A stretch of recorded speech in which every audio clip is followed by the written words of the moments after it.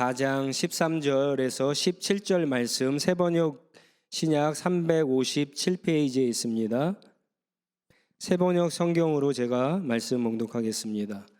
오늘이나 내일 어느 도시에 가서 1년 동안 거기에서 지내며 장사하여 돈을 벌겠다 하는 사람들이여 들으십시오. 여러분은 내일 일을 알지 못합니다. 여러분의 생명이 무엇입니까? 여러분은 잠깐 나타났다가 사라져버리는 안개에 지나지 않습니다. 도리어 여러분은 이렇게 말해야 할 것입니다. 주님께서 원하시면 우리가 살 것이고 또 이런 일이나 저런 일을 할 것이다. 그런데 여러분은 지금 우쭐대면서 자랑하고 있습니다. 그와 같은 자랑은 다 악한 것입니다. 그러므로 사람이 해야 할 선한 일이 무엇인지 알면서도 하지 않으면 그것은 그에게 죄가 됩니다. 아멘. 야고보서의 말씀을 나누고 있는데요. 야고보서의 말씀의 주제는 믿음입니다. 믿음. 진짜 믿음이 무엇인가? 그 믿음에 대해서 이야기하고 있습니다. 어느 비행기가 태평양 상공을 이렇게 쭉 날고 있습니다. 근데 영화에서도 보다시피 갑자기 어떤 사람이 쓰러졌어요. 승무원이 어찌할 줄을 모릅니다. 한참 가까운 공항에 내리려고 해도 한참이 남았습니다. 그때 보통 승무원들이 뭐를 하죠?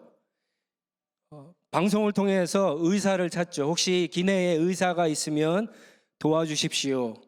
그랬더니 한 사람이 나타나서 그 환자를 갖다가 케어하고는 환자를 갖다가 착륙할 때까지 돌봅니다. 의사였습니다. 근데 그 의사가 병원에서 그 사람을 만났다면 당연히 의사인지 알겠죠. 의사 가운을 입고 있으니까. 그러나 밖에서 이렇게 비행기 안에서 만났을 때는 누가 의사인지 누가 뭐 하는 사람인지 알 수가 없습니다. 그리스도인의 삶도 마찬가지입니다. 우리가 이렇게 예배당 안에서 예배 드릴 때 우리 보러 하나님을 믿지 않는 사람이라고 말할 사람은 아무도 없습니다. 그러나 교회 바깥에서 나가서 공부를 할 때, 일을 할 때, 사람들을 만날 때 우리가 진짜 하나님을 믿는 진짜 믿음이 있는 사람인가? 그것을 알 수 있는 방법은 우리의 행동을 통해서 알 수 있다는 사실을 지금 이야기하고 있는 겁니다. 그래서 말하는 것에서부터 알 수 있고요. 또 여러 가지 사람들의 어떤 사람의 성품이나 행동들을 보면서 또 차별하지 않는 것에 대해서 형제 자매를 대하는 태도와 자세를 통해서도 알 수 있는데 오늘은 야고보가 이제 어떤 사람이 가지고 있는 계획을 통해서 이 사람이 진짜 믿음이 있는가 없는가를 알 수 있다라고 우리에게 이야기합니다. 작년 2월에 미국 LA에서 제92회 아카데미 시상식 오스카죠. 오스카에서 봉준호 감독이 만든 영화 기생충 파라사이드가 4개 부분의 상을 탔습니다. 이 영화를 아직 보지 못한 분들은 있을지 몰라도요. 이 영화를 통해서 유명해진 대사는 아마 많이들 아실 겁니다. 그 영화 속에 나오는 주인공 가족은요, 일자리, 잡이 없는 다 백수들이었어요. 근데 어느 날 아들이 자기 대학교 졸업장 서티피케이트를 갖다가 위조를 해갖고 부잣집에 가정교사로 들어가게 됩니다. 그때 아버지 역을 맡은 이 송강호 씨가 아들이 너무나 기특해서 취직을 해서 너무 기특해서 이런 말을 합니다. 제가 한번 흉내를 내보겠습니다. 아들아, 너는 계획이 다 있구나. 여러분 기억나시죠?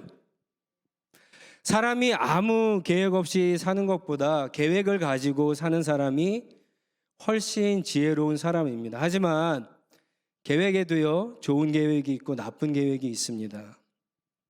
무슨 계획을 가지고 사느냐가 훨씬 더 중요합니다. 이 기생충에 나오는 아들이 가진 계획은요, 나쁜 계획이었습니다. 처음에는 돈도 벌고 계획한 대로 잘 진행되는 것 같았지만 마지막은 결국 비극이었습니다. 여러분, 좋은 계획이 무엇일까요? 어떤 계획이 좋은 계획일까요? 오늘 본문에도 계획을 가지고 있는 한 사람이 등장합니다. 이 사람이 가진 계획은 지극히 평범합니다. 뭐 특별한 거 없어요. 인생을 열심히 사는 사람이라고 한다면 흔히 갖는 일종의 사업 계획, 장사 계획, 인생 계획입니다. 그런데 야고보는요, 성경은 이 같은 계획을 가진 사람을 엄중하게 경고하고 있습니다. 매우 아주 강력한 어조로 경고를 하고 있습니다. 이 사람의 계획이 뭐가 잘못된 걸까요? 이 사람의 문제가 과연 뭘까요? 여러분, 13절 말씀을 읽어보면요, 이렇게 생각할 수 있어요. 이 사람의 계획이 치밀하지 못해서 잘못된 계획이구나, 이렇게 생각할 수 있어요. 13절을 보면요, 치밀하지 못합니다. 뭐 오늘 갈지 내일 갈지 정확하게 얘기하고 있지 않아요. 불분명해요. 또 장사하려고 하는 도시도 구체적으로 밝히고 있지 않아요. 불확실합니다. 어떤 장사를 할지 아직 정해지지 않았어요. 1년 동안 장사를 한다고 계획을 세웠는데 얼마를 투자해서 처음에는 얼마를 벌겠다. 그래서 나중에는 결산을 할 때는 얼마에 내가 성과를 내겠다. 이런 예산이나 계획이 전혀 없습니다. 불완전한 계획같이 보입니다. 계획이 치밀하지 못하고 불완전하고 구체적이지 못하니까 이건 잘못된 계획이야, 이렇게 생각할 수 있어요. 또 어떤 사람들은요, 이 계획이 선한 일이 없어서 잘못됐다라고 그렇게 생각할 수 있어요. 신앙이라고 하면 최소한 큰 회사를 경영하던 아니면 조그만한 사업을 하던 거기서 얻는 수익을, 거기서 버는 돈을, 하나님께서 이제 은혜 주셔서 그런 버는 돈을 최소한 하나님을 위해서 쓰겠다.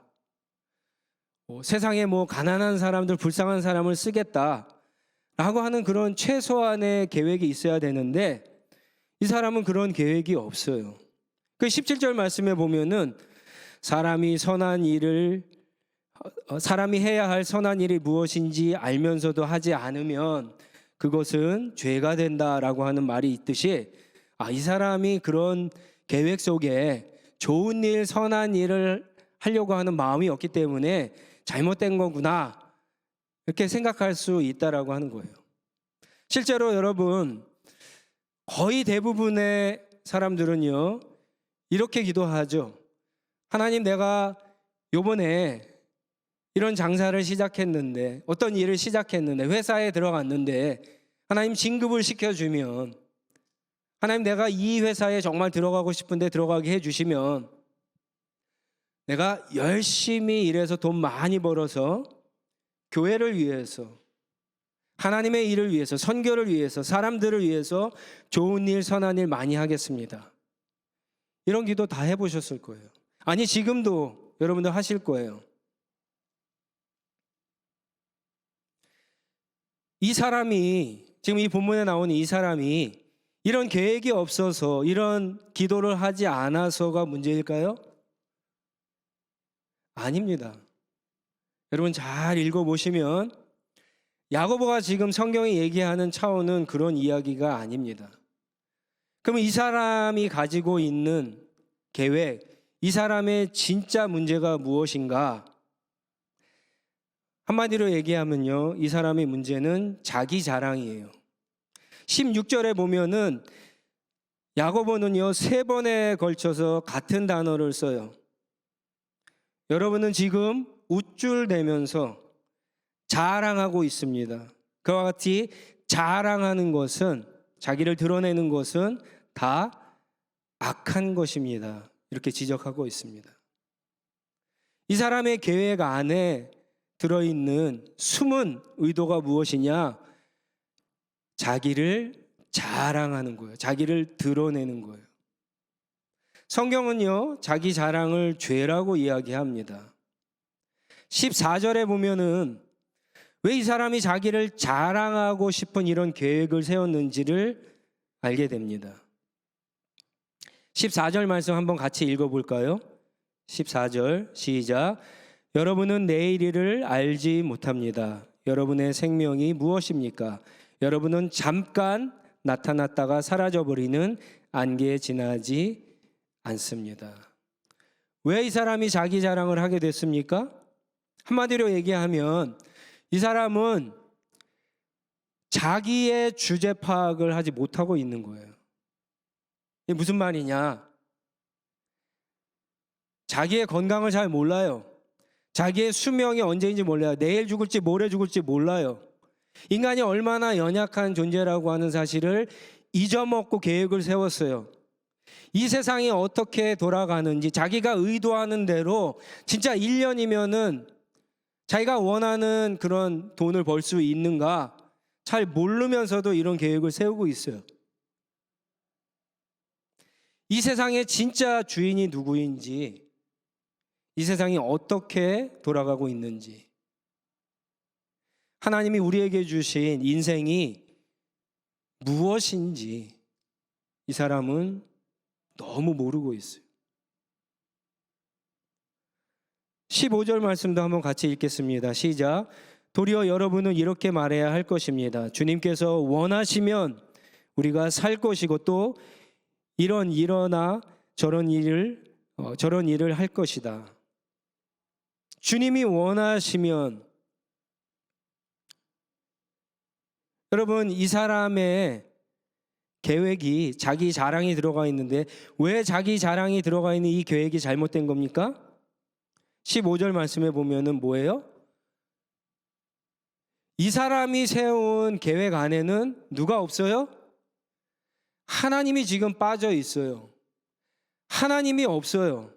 하나님이 중심에 계시지 않아요.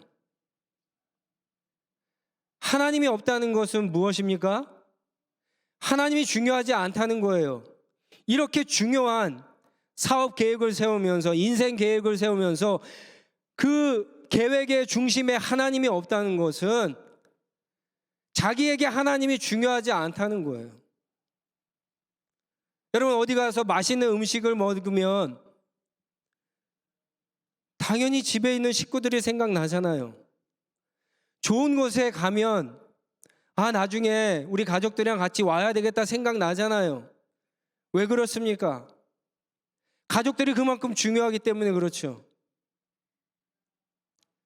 이런 사업 계획을 세우는데, 인생의 계획을 세우는데 하나님이 빠져 있는 거예요. 하나님이 중요하지 않다라고 하는 거예요. 하나님을 인정하지 않고 있고 이 사람은 지금 하나님을 무시하고 있는 거예요. 물론 자랑이 다 나쁜 것은 아니에요. 좋은 자랑이 있습니다. 그게 뭡니까? 우리는 하나님을 자랑해야 돼요. 예수님을 자랑하는 것이 좋은 일이고 여러분 좋은 자랑입니다. 이것은 반드시 해야 돼요. 성경은 그것을 다르게 표현했을 때 하나님을 찬양하라, 하나님을 기뻐해라, 하나님께 영광을 돌려라 그렇게 이야기하고 있는 겁니다. 왜 하나님을 자랑하지 않고 살면 안 되는지 아세요?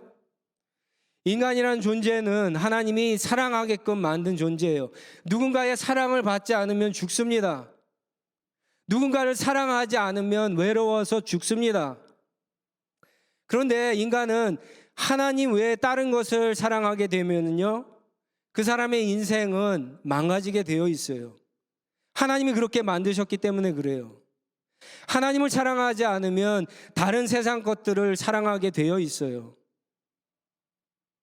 마찬가지로 하나님은요, 인간의 본성이 약하기 때문에 하나님을 자랑하지 않으면 자기를 자랑하거나 세상의 것들을 자랑하게 돼요. 돈을 자랑하고 자기의 명예를 자랑하고 자기의 권력을 자랑하고 자기의 건강을 자랑하고 자기의 외모를 자랑하게 되어 있습니다. 16절에 쓰인 이 자랑이라고 하는 단어가 뒤에 가서 신약성경 뒤에 가서 요한일서 2장 16절에 또 한 번 등장합니다. 같은 단어가 쓰였는데 요한일서 2장 16절 17절 말씀을 한번 같이 읽어보겠습니다. 시작. 세상에 있는 모든 것 곧 육체의 욕망과 눈의 욕망과 세상 살림에 대한 자랑은 모두 하늘 아버지에게서 온 것이 아니라 세상에서 온 것이기 때문입니다.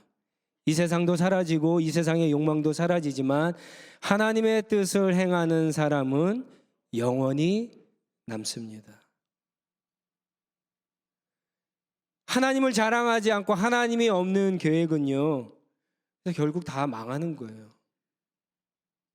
실패하는 겁니다. 성경에는 영원한 것이 딱 3가지밖에 없어요. 하나님이 영원하시고 하나님의 입에서 나오는 말씀이 영원하고 그 말씀을 붙잡고 하나님의 말씀대로 사는 사람들이 영원한 겁니다. 그래서 우리는 인생을 살면서 작은 계획이든 큰 계획이든 계획을 세울 때 여러분 그 계획의 중심에 하나님을 두고 모시고 그런 계획을 세우고 살아야 하는 거예요. 열심히 일하는 거 당연합니다. 최선을 다해서 일하는 거 당연합니다. 하나님을 믿는 학생들이라면 세상 학생들보다 더 열심히 공부하셔야 돼요. 일하는 사람이면 더 열심히 일하셔야 돼요. 정말 최선을 다해서 치열하게 사셔야 돼요. 세상 사람들과 겨뤄서 이 세상에서 이 세상이 가지고 있는 시스템 안에서 살려면요 더 노력하는 수밖에 없어요. 물론 하나님이 은혜 주시고 도와주실 거예요. 그러나 더 최선을 다해서 사셔야 됩니다. 될 수 있으면 많은 수익도 남기면 더 좋죠. 우리가 정말 믿음이 있다면, 우리가 정말 하나님을 믿는 사람이라고 한다면 이런 계획을 세우고 이런 자세와 태도로 살아야 됩니다. 하지만 우리가 세우는 사업 계획 안에, 인생 계획 속에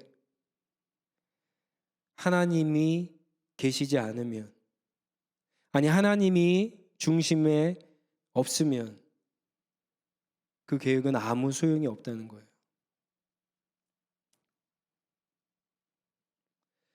계획이 없는 사람보다 계획이 있는 사람들이 낫습니다. 계획이 있어도 하나님이 있는 사람과 없는 사람이 다르죠. 계획이 있고 하나님이 있어도 하나님을 중심에 모신 사람과 하나님을 사이드 변두리에 모신 사람과는 다릅니다. 크던 작던 잘 세운 계획이든 못 세운 계획이든 여러분 그 중심에 하나님이 계셔야지만 좋은 계획이고 그 계획은 절대 실패하지 않는 겁니다. 하나님이 기뻐하시고 하나님이 인정하시는 계획이 되는 거예요. 야고보는 우리가 보기에 아주 지극히 평범한 계획을 가지고 믿는 사람들이 세상 사람들처럼 살아가는 것을 보면서 너에게 진짜 믿음이 있느냐? 네가 세운 계획대로 이렇게 살아가는 너는 진짜 신앙인이냐? 그걸 물으면서 오늘 경고하고 있는 겁니다. 야고보의 대답은 물론 노입니다. 왜 그럴까? 고린도 후서 5장 15절 말씀인데요. 이 말씀을 우리 다 같이 한번 읽어보겠습니다. 고린도 후서 5장 15절 말씀 시작. 그런데 그리스도께서 모든 사람을 위하여 죽으신 것은 이제부터는 살아있는 사람들이 자기 자신을 위하여 살아가도록 하려는 것이 아니라 자기들을 위하여서 죽으셨다가 살아나신 그분을 위하여 살아가도록 하려는 것입니다. 여러분, 성경이 예수님이 왜 죽으셨다고 얘기합니까? 예수님이 왜 우리를 살리셨습니까? 이제 우리가 우리를 위해서 살지 않고 우리를 위해서 죽었다가 다시 살아나셔서 하나님의 나라 온 세상의 왕이 되신 예수님을 위해서 살아가도록 하기 위해서 우리를 위해서 예수님이 죽으셨고 우리를 살리셨다라고 그렇게 이야기합니다. 제가 거듭났습니다. 제가 예수님을 믿습니다. 제가 예수 믿은 지 5년, 10년, 20년, 30년이 되었습니다. 제가 교회에서 서리 집사이고 안수 집사이고 권사이고 장로이고 제가 목사입니다. 심지어 그렇게 이야기해도 그 사람이 살아가는 인생의 태도와 자세와 그 사람이 가지고 있는 계획 안에 하나님이 중심이 없으면 그것은 진짜 믿음이 아니다라고 하는 거예요.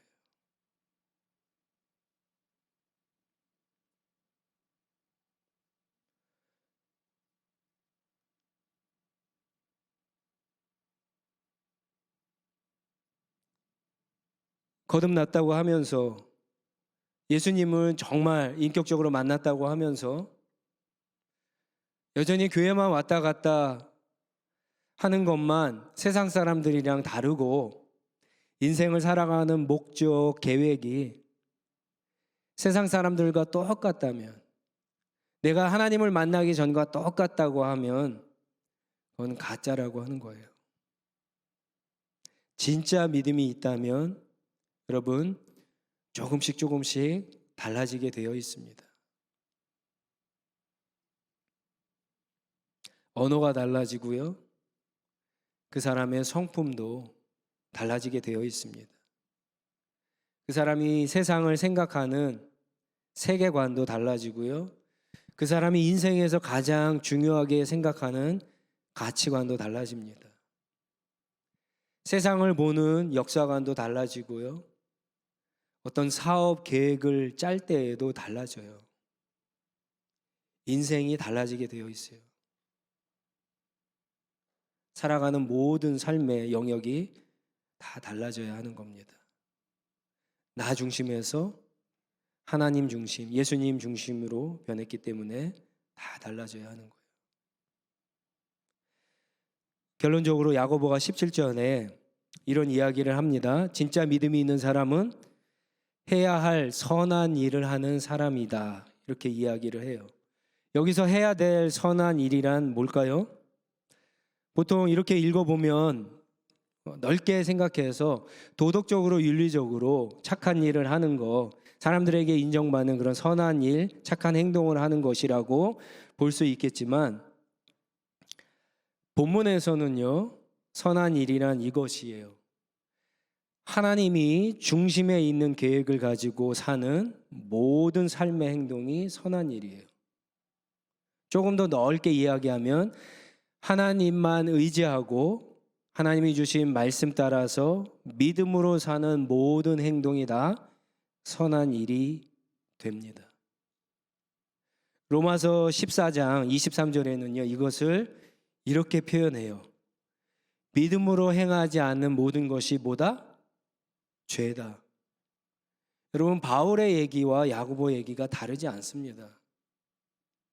믿음으로 하지 않는 모든 일, 하나님을 의지하지 않고 하는 모든 일들이 다 죄라고 하는 거예요. 결국 그 속에는 아무리 구체적으로, 아무리 치밀하게, 아무리 사람들이 감탄할 만한 그런 비즈니스 개업, 학업 계획, 인생 계획을 세웠어도 그것이 다 이루어졌을 때 자기가 드러나기 때문에, 하나님이 드러나지 않고 자기가 드러나기 때문에 그것은요 진짜가 아니다라고 하는 거예요. 17절 말씀을 잘 보세요. 여러분, 하나님이 하지 말라고 하는 행동을 하면은 뭐죠? 죄예요. 근데 여기는 뭐라고 얘기하냐면 하나님이 하라고 하는 행동, 선한 일을 하지 않으면 그것도 뭐다? 죄라고 얘기하고 있어요.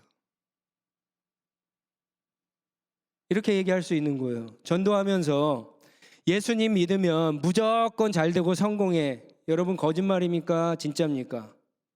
거짓말이죠. 성경은 그렇게 얘기하지 않잖아요. 그런데 그렇게 거짓말로 전도하면 죄예요. 근데 반대로 예수님 믿으면 영원한 생명을 얻고 하나님의 자녀가 되고 평생 하나님께서 함께 하셔 라고 전도하면 이거 거짓말이에요? 아니에요? 거짓말 아니잖아요. 진리잖아요. 근데 이거 전하지 않으면 죄라고 하는 거예요. 진리인지 알면서 전하지 않는 것도 죄라는 거예요. 친구를 욕하는 것도 죄지만 친구가 어려운지 알면서 그 친구를 도와주지 않는 것도 성경은 죄라고 이야기하는 거예요. 여러분, 우리는 늘 살아가면서 하나님의 말씀을 어기는 것만 죄라고 생각하고 어기지 않는 그 테두리, 바운더리 안에서만 신앙생활을 하는 경향이 있는데, 여러분 이렇게 신앙생활 하다가 다 율법주의로 빠지는 거예요.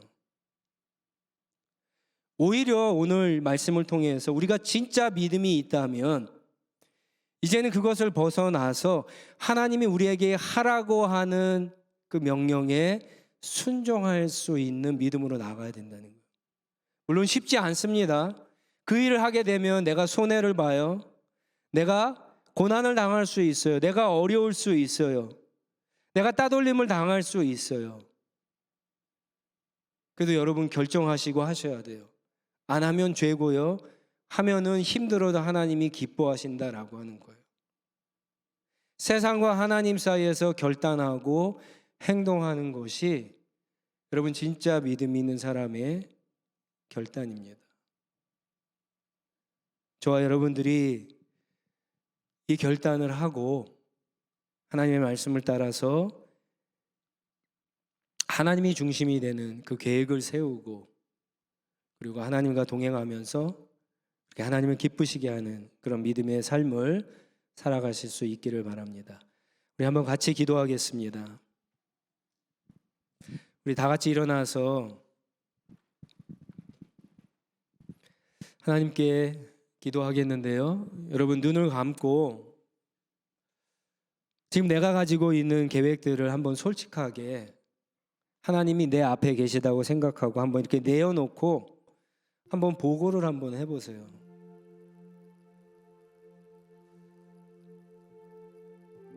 오늘 하이시 졸업하고 이제 대학에 들어간 학생들이 있습니다. 학생들은 무슨 학업 계획을 가지고 공부하려고 하죠?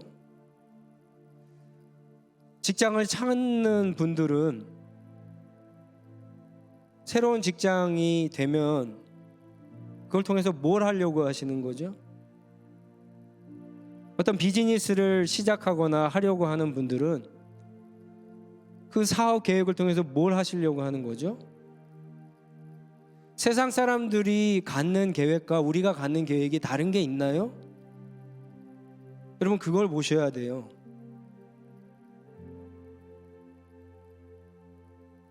어떤 분들은 이사 계획을 하시는 분들이 있어요. 차를 사려고 하는 분들도 있어요. 아이를 계획하고 준비하는 분들도 있어요. 정말 인생의 전환점이 될 만한 중요한 결정들을 앞두고 계획을 세우는 분들이 분명히 있습니다.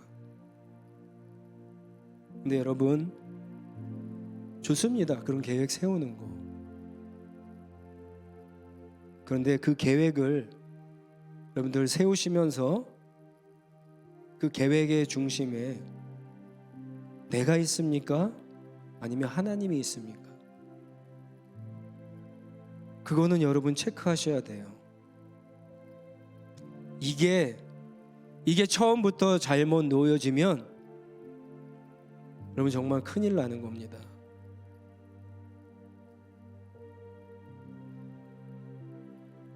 목사님, 세상 사람들 다 대충대충 그렇게 살잖아요. 계획 없이 살면 어떻게 해요? 세상 사람들처럼 그렇게 똑같은 계획 가지고 살면 되지 않나요? 아닙니다, 여러분. 분명한 목적, 분명한 계획을 가지고 살아야 됩니다. 제가 여러분들에게 지금 하고 있는 직업을 바꾸라고 그런 얘기하는 거 아니에요. 이 직업 안에서도 하나님이 나에게 주시는 비전이 있어요. 꿈이 있어요. 여러분, 왜 내가 생각하고 있는 그 테두리 안에서 내가 뭐를 하나님을 위해서 할 수 있지라고 생각을 하시죠? 하나님이 그렇게 우리를 인도해 주셨나요, 여태까지? 아니에요. 하나님의 엄청난 기적과 능력은요, 내가 상상할 수 없고 내가 계획하지 않는 그 계획 가운데에서 항상 나타났잖아요. 우리가 지금 여기까지 그렇게 왔다면 앞으로도 코로나를 벗어나는 것도 뚫고 우리가 계속 전진하는 것도 여러분, 하나님이 그렇게 역사하시지 않을까요? 계획 속에 하나님이 없다면 여러분, 그 계획의 중심에 하나님을 초청하시기 바랍니다. 계획 없이 막 살던 사람들, 여러분, 하나님께 비전을 달라고, 삶의 목적을 달라고 그렇게 기도해 보세요. 하나님이 우리에게 하나씩 하나씩 보여주시면서 우리와 동행하시고 우리에게 그것을 성취할 수 있는 지혜와 믿음도 주시고 능력도 주시고 우리를 그 길로 인도해 주실 겁니다. 그런 은혜가 하나님 나에게 임하게 해달라고, 우리 가정과 교회에 임하게 해달라고 한번 같이 기도하도록 하겠습니다. 기도하겠습니다.